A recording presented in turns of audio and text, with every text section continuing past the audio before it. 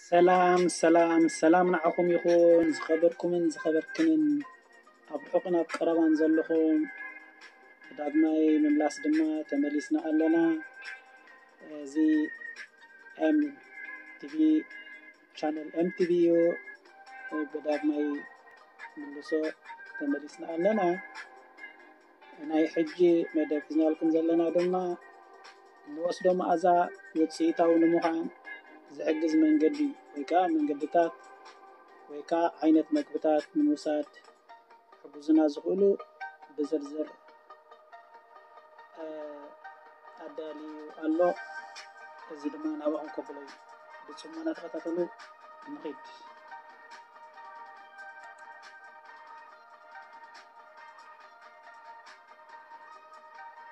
ንወስዶ መዓዛ ውጺእታውን ንምዃን ዝሕግዝ መንገዲ ወይካ መንገድታት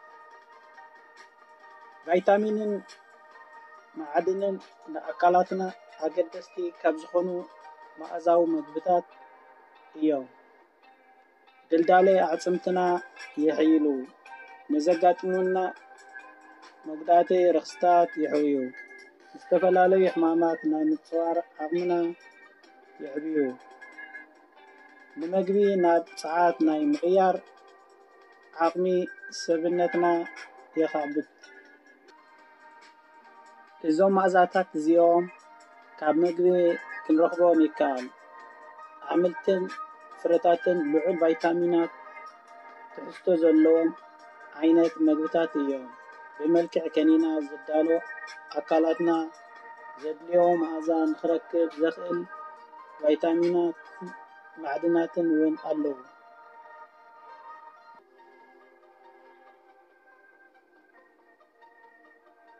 እዚኦም ከም መወሰኽታ ሰፕሊመንት ኮይኖም እዮም ዘገልግሉ እቲ ካብ ምግቢ ይኹን ብመልክዕ መድሃኒት ዝዳሎ ቫይታሚን ኣካላትና ብዝግባእ ክረኽቦ እንተኾይኑ ኣገባብ ኣወሳስዱ ብዝግባእ ክንፈልጦ የድሊ ገለ ካብኡ ምስ ካልእ ተወሳኺ ምግቢ ክንወስዶ የድሊ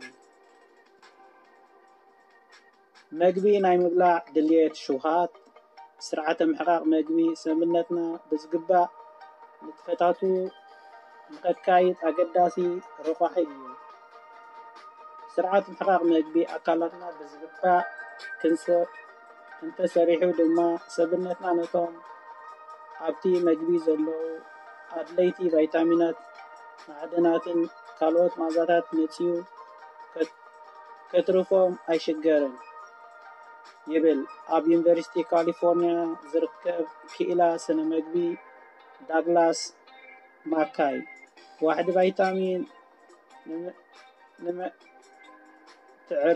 ዝዳሎ መተካእታ ከኒና ሰፕሊመንት ምግቢ ምስ በላዕካ ክውሰድ ከም ዘለዎ እዮም ሓካዮም ዝመኽሩ ከምኡ ምስ ዝኸውን ዕግርግር ተምላስ ዝኣመሰሉ ስምዒት ሓደ ኣብቲ ኣሉታዊ ጎድኒ ናይቲ መድሃኒት ዝጥቀት ፀገም እዩ ክእለ ከም ዝኽእል እቶም ክእላታት ይገልጹ ገለገለ ኣብ ጥራሕ ከብድኻ ምስ እትወስዶም ውጺእታውያን ዝበሃሉ መተካእታ ከኒናታት ከም ዘለዉ ግን ዘይምዝንጋዕ ንኣብነት ኣይሮን ክጥቀስ ይከኣል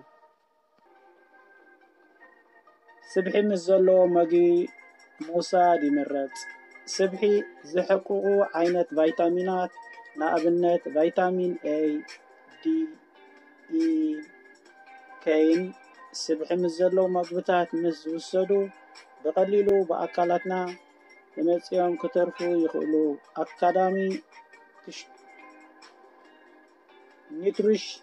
ኒውትሪሽን ብዝተባህለ ጆርናል ዝተኻየደ መጽናዕቲ ከም ዘነጽሮ ልዑል ስብሒ ምስ ዘለዎ ቁርሲ ቫይታሚን D ዝወስዱ ሰባት ካብቶም ተራ ቁርሲ ዝበልዑ ሰባት ኣካላቶም ነቲ ቫይታሚን ናይ ምምጻይ ዓቕሙ ብ32 ሚእታዊት ዝዓበየ ኮይኑ ተረኺቡ እዞም ልዒሎም ዝተጠቕሱ ስብሒ ክሕቁቁ ዝኽእሉ ቫይታሚናት ኣብ ኣካላትና ተኸዚኖም ስለ ዝርከቡ ኣብ ዘድልየሉ ክንጥቀመሎም ብዙሕ ፀገም ከም ዘየሎ እዮም ሓካይም ዝገልጹ።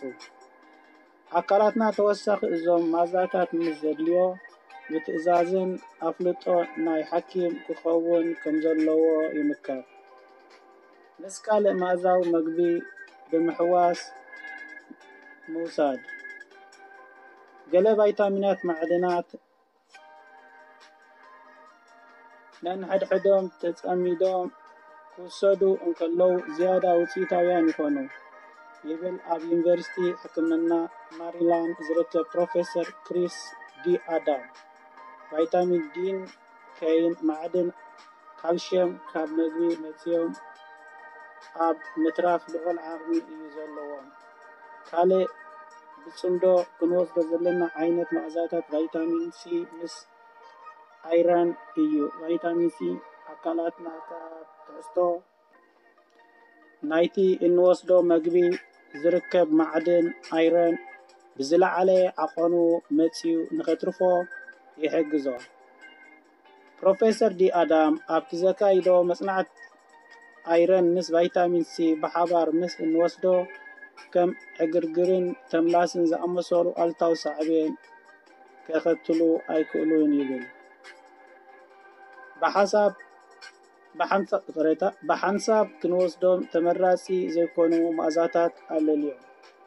ገለ ቫይታሚናትን ማዕድናትን ኣብ ክንዲ ብሓባር ፈላሊኻ ክንወስዶም ዝያዳ ውጽኢታውያን እዮም። ማዕድናት ዚንክ፣ ኮፐርን ብሓባር ምስ እንወስዶም ንሓድሕዶም መንቅፋጽ እምበር ናይ ምሕባር ባህሪ የብሎም። ኣይረን ምስ ዚንክ እውን ከምኡ ይብል ፕሮፌሰር ዲ ኣዳምስ። ካልሽየም ኣብ ኣካላትና ንኣይረን ሓቢኡ ናይ ምዕቋብ ባህሪ ኣለዎ። በዚ ድማ ኣካላትና ካብ ዝረኽቦ መኣዛዊ መግቢ ኣይረን መፂኡ ንኸየትርፍ ይዕንቅጾ ማለት እዩ።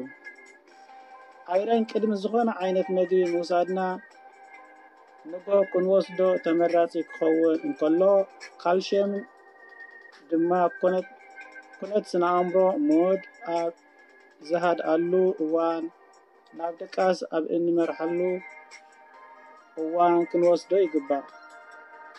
ዘ ፓወር ኦፍ መን እትብል ናይ ጥዕና መጽሓፍ ዘዳለወ ፕሮፌሰር ሚካኤል ብሮስ ቫይታሚን ቢን ሲን ብቐሊሉ ብማይ ክጅልሑ ክሓቁ ዝኽእሉ ዓይነት መኣዛ እዮም። ስለዚ ኣካላትና መፂኡ ከየትርፎም ብመልክዕ ሽንቲ ንደገ ክወፁ ስለ ዝኽእሉ ዋሕዲ ናይዞም ቫይታሚን እንተለካ ኣብ መዓልቲ ካብ 2 ሳዕ ንላዕሊ ክትወስዶም ይግባእ ይብል።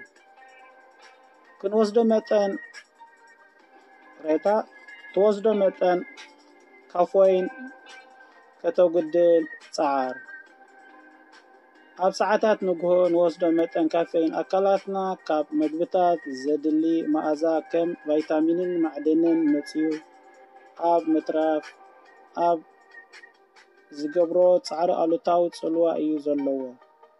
ካፌይን ካብ ክፍልታት ኣዕጽምትና ካልሽየም ሓጢጡ ልች ናይ ምውፃእ ባህሪ ኣለዎ። ስለዚ ነዚ ፀገም እዚ ንምዕላይ ኣብ መዓልቲ ብፍላይ ድማ ኣብ እዋን ቁርሲ ናይ እንወስዶ መጠን ካፌይን ቡን ከነውሕዶ ይግባእ። ቡን ምስ ሰተና ድሕሪ 15 ደቂቕ ዘድልየና ቫይታሚን ወይ ማዕድን ክንወስድ ይምከር። እቶም ቫይታሚናት ወይ ማዕድናት ትወስደሎም ውሱን ግዜ ይሃልኻ። ኩሎም ቫይታሚን ቢ ኣብ ሰዓታት ንግሆ እዮም ዝውሰዱ። ብሓይሊ ኣብ መሃብ ሓገዝቲ ስለ ዝኾኑ ይብል ፕሮፌሰር ሚካኤል ብሮስ።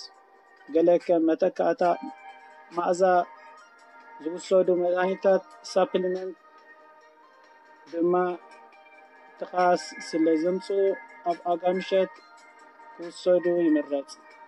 ማግኔዚየም ናይ ምድምዛዝን ትኽስ ናይ ምባልን ስምዒታት ስለ ዝፈጥር ናብ ዓራት ቅድሚ ምድያብና ክንወስዶ ይግባእ ይብል ፕሮፌሰር ሮስ። እዚ መስል ነርና ኢሎም ማዓንቲ መደብና ከመይ ጌርና ማዛታት ዘሎ ምግብታት ውጽኢት ስለ ዘለዎም ክንወስዶም ከም ዘለና ኣስተሚረና ዘሎ። ስለዚ ምንጭ ድማ ካብ ሪደርስ ዳይጀስት እዩ። ጽኒልኩም ስለ ዝሰማዕኹምና ብልቢ ነመስግን። ቴንክ ዩ። እንተይ ዳ ፈቲኹሞ ማሕዘትኩም ረድትኩም ሼር ኢልኩም ብምባል ኣካፍሉ። ስለዚ እዚ ወድሓንኩም የቐንየልና እዚ ቻነል ኤምቲቪ እዩ። ቴንክ ዩ። ባይ ባይ።